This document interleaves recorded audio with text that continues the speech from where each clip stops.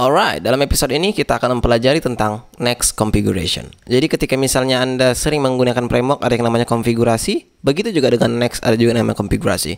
So, sekarang coba dulu kita buat satu folder di sini. Saya akan mencontohkan paling sangat dibutuhkan saat ini ya kan. Saya buat sini out dan di sini kita buat login.js dan kemudian saya buat sini basic component yaitu adalah login dan di sini kita buat login misalnya.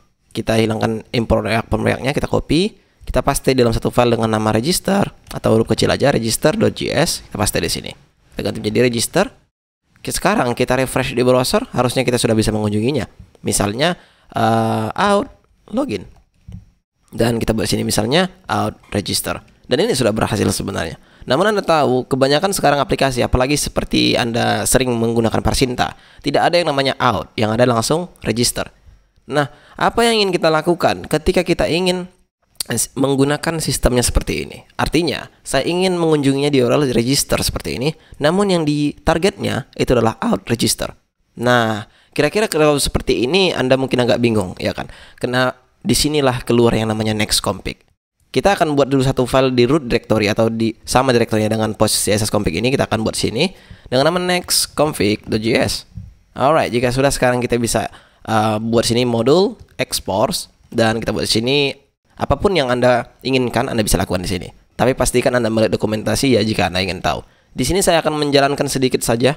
Jadi kita akan buat sini async rewrites dan kita akan buat di sini misalnya itu adalah return dan di sini kita masukkan lagi objek. Karena ini bisa lebih dari satu ya. Jika Anda tidak tahu, by the way ini bukan colon namun adalah function seperti itu. Oke, sekarang di sini kita bisa buat source, ada yang namanya destination juga. Seperti itu. Nah, source ini apa? Ini adalah URL yang kita inginkan. Contoh, saya ingin pergi ke login, saya buat sini /login. Destinationnya kemana? Saya ingin ke destinationnya out/login.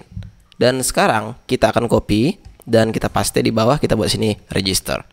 Nah, kemudian mungkin sekarang kita refresh di browser, ini tetap akan 404. Tapi Anda tahu bahwasanya ketika misalnya kita lihat pada terminal, di sini katanya found a change in next config.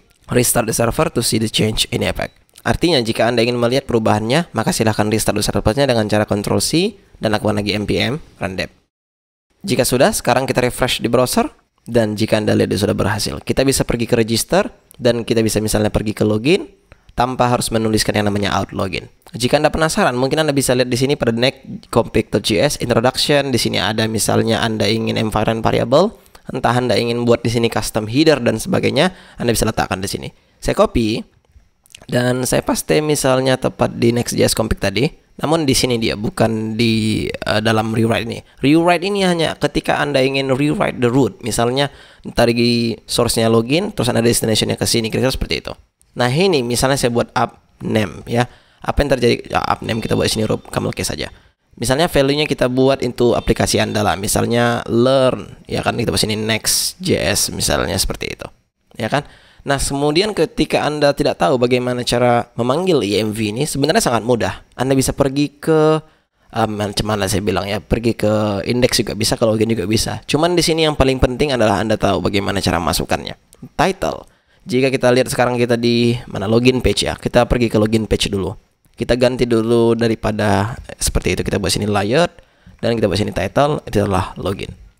Dan pastikan Anda import layout-nya atau Anda bisa tekan Ctrl space di sini, maka dia akan langsung import di sini layout from component layout. Refresh. Kira-kira di sini sudah login. Namun bagaimana cara mengakses yang namanya konfigurasi yang telah Anda buat tadi di next config.js ini? Maka Anda bisa buat di sini proses. Di sini ada yang namanya autocomplete-nya, yang mana itu tidak kita mau. Yang kita mau adalah kita tulis saya sendiri, karena jika tidak nanti dia mau import di atas sini, yang itu akan menyebabkan error. Siapa sini env app name seperti itu.